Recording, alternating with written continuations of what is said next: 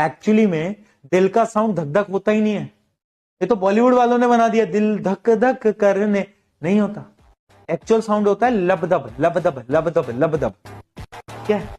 तो अगर कोई अब बोले कि मेरा दिल तुम्हें देख के धक धक कर रहा है, तो उसको बोलना पहली बात तो वो लबदब होता है, दूसरी बात तो मेरे को देखे ना देखे तेरा दिल धक धक या लबदब करना चाहिए, ना करे